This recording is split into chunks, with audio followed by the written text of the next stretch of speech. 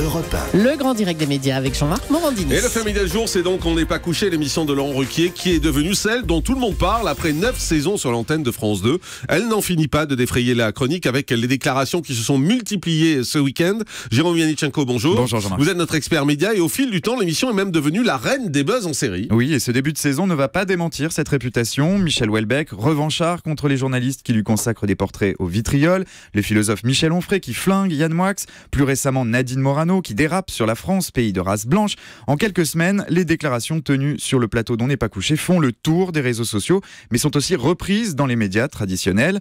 Clash à répétition, prise de bec et phrases choc, c'est la recette de Laurent Ruquier. Ce sont les piliers d'un programme qui continue d'attirer massivement le public, même après 9 saisons à l'antenne. Chaque samedi, en deuxième partie de soirée, On n'est pas couché permet à France 2 d'être leader. Depuis fin août, le talk show réunit en moyenne 1 400 000 fidèles. C'est environ un téléspectateur sur 4.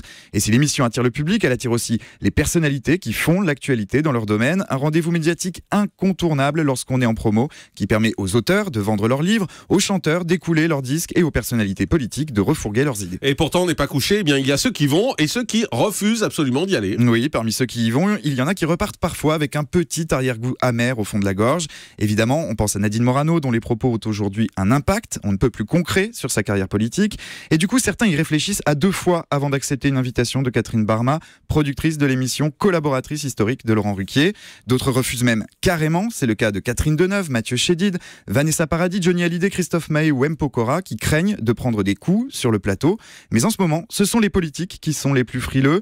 L'ancien Premier ministre François Fillon considère On n'est pas couché comme une émission people, pleine d'agressivité, de caricatures qui n'apportent rien au débat public. Et idem pour Nicolas Sarkozy, qui n'ira jamais chez Laurent Ruquier, d'après son entourage ce week-end. Il pense, lui, que participer à une telle émission, pour un homme politique, ça ne permet pas de rétablir la confiance dans le discours politique. Ce qui est assez fort d'ailleurs, c'est la notion de jamais. Ils ont bien insisté ce week-end sur le fait qu'il n'ira jamais dans cette émission. Il faut dire que parfois, ce programme est une vraie prise de risque. Oui, et la liberté de ton des snipers qui sont autour de la table n'y est pas étrangère. Léa Salamé et Yann Moix sont parfois la dent très dure avec leurs invités. Ça peut décourager, même les plus téméraires. Et puis il y a un paramètre auquel on ne pense pas toujours, c'est la cadence de tournage. On n'est pas couché, c'est un peu un marathon. L'émission est enregistrée le jeudi soir dans les conditions du direct et ça dure parfois jusqu'au bout de la nuit. Les invités qui sont passés au grill en fin d'émission ont donc plusieurs heures d'enregistrement dans les pattes et ne sont toujours pas au mieux de leur forme. Difficile dans ces conditions d'être toujours aussi pertinent. Quoi qu'il en soit, On n'est pas couché, qu'on y aille ou qu'on n'y aille pas, on en parle quand même. Et c'est bien la preuve que l'émission s'est imposée dans les esprits au point de devenir quasiment une marque référence. Merci beaucoup, Jérôme Yannichenko.